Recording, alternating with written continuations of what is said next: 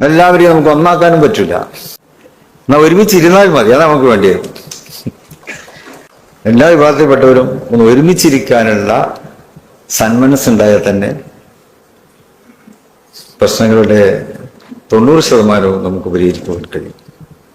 അപ്പൊ നമുക്ക് വിഭാഗീയത ഉണ്ടല്ലോ, എല്ലായിടത്തും വിഭാഗീയത നമുക്കറിയാം, സമുദായത്തിൽ വിഭാഗീയത. എന്നാൽ ആ അകന്ന് ഇരിക്കുന്നതിൻ്റെ കാരണങ്ങളെക്കാളും എത്രയോ 1000 മടങ്ങ് കാരണങ്ങൾ ഒരുമിച്ചിരിക്കാനുണ്ട് എന്നതാണ് കാലം നമ്മളോട് വിളിച്ചു പറഞ്ഞിരിക്കുന്നത്.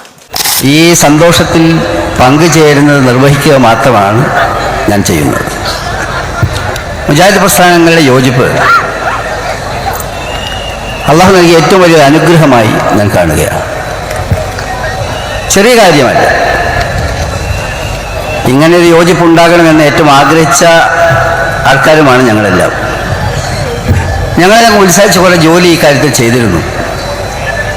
ഇന്ന് മീറ്റിംഗ് വരേണ്ടിയിരുന്ന മുജാഹിദ് സാഹിബ്, മജീദ് സാഹിബ്, ഞാനും എല്ലാം ഒരു ടീമായി യോജിപ്പിൻ്റെ ശ്രമങ്ങൾ നടത്തിയിരുന്നു.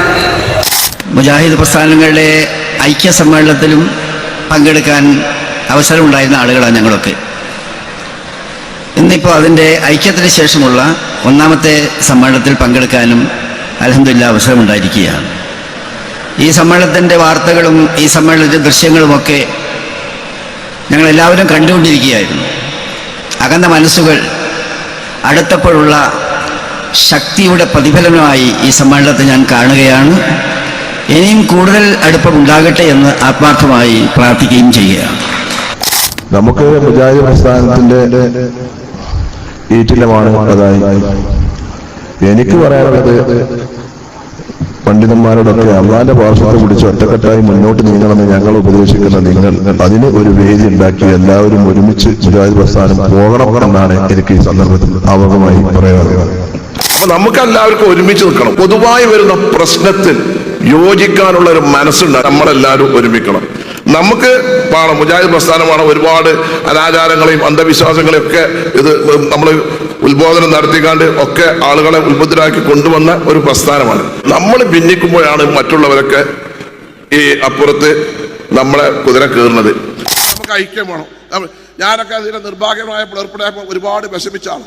ഞാൻ നിങ്ങൾക്ക് അറിയാം, 2-3 സമ്മേളനത്തിൽ ഞാൻ പ്രസംഗിച്ച. ഇപ്പൊ നമുക്കൊക്കെ വളരെ മനസമാധാനത്തോട് എടുത്ത് കടന്നിറങ്ങാം. എല്ലാവർക്കും ഉഷാറായി നമ്മളെല്ലാവരും ഒരു ഐക്യത്തിലാണ്. നമ്മളെ വളർന്ന് ബന്ധിച്ചിട്ടുണ്ട്. നമ്മുടെ നിലനിൽപ്പാണ് ചോദ്യം ചെയ്യപ്പെട്ടിരിക്കുന്നത്. നമ്മുടെ അസ്തിത്വം നിലനിർത്താൻ ഐക്യത്തിലൂടെ മാത്രമേ നമുക്കത് സാധ്യമാവുകയുള്ളൂ. നിങ്ങൾ കരുതേണ്ടത്, മുസ്ലിം ഉമ്മത്തിന്റെ ഐക്യത്തിന് നിങ്ങളെല്ലാവരും പിന്തുണക്കണം. നിങ്ങളുടെ എല്ലാവരെയും പിന്തുണ ഞങ്ങൾക്കുണ്ടാവണം. ഞങ്ങളിലൂടെ മുസ്ലിം ഐക്യം നിലനിർത്താൻ അള്ളാഹു നമുക്കത് സാധ്യമാക്കി തരുമാറാവട്ടെ. മുജാഹിദ് 2 വിഭാഗമായി ഇപ്പോൾ ഒന്നിപ്പിക്കാൻ കഠിന പരിശ്രമം നടത്തിയിട്ടുണ്ട്.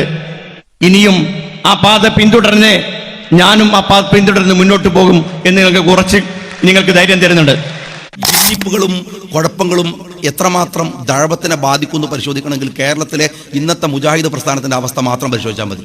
നിങ്ങളോട് പറയുന്നത്, എന്നോട് നിങ്ങൾ ദേഷ്യമൊന്നും പിടിക്കണം. നിങ്ങൾക്ക് ആ പറയുന്നതിലെ മുജാഹിദ് പ്രസ്ഥാനത്തിന് പഴയ ആർജവത്തോടു കൂടിയുള്ള ദഴവ പ്രവർത്തനങ്ങളിൽ വലിയ മാറ്റം. അത് അറിയണമെങ്കിൽ നിങ്ങൾക്ക് ഇന്റർനെറ്റ് മാത്രം തുറന്നാൽ മതി, ഫേസ്ബുക്ക് മാത്രം നോക്കിയാൽ മതി, നിങ്ങൾ യൂട്യൂബ് മാത്രം നോക്കിയാൽ മതി, അത് മാത്രം നോക്കിയാൽ മതി. ഞാൻ പറയുന്നത് വേറെ എന്ത് ഭിന്നിപ്പ് പോലല്ല.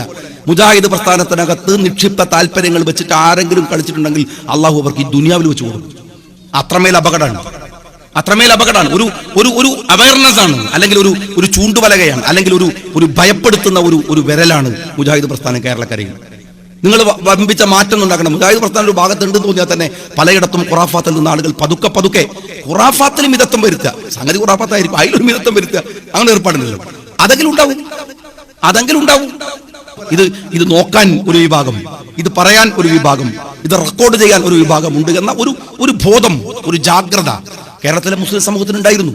ആ ജാഗ്രത ഇപ്പൊ കുറേ നിങ്ങളെ ശ്രദ്ധ വേറെ തെളിയിലേക്ക് പോകുന്നു തോന്നുമ്പോൾ അപ്പുറത്ത് പണി വേറെ തുടങ്ങും. ഇത് അപകടമാണ്.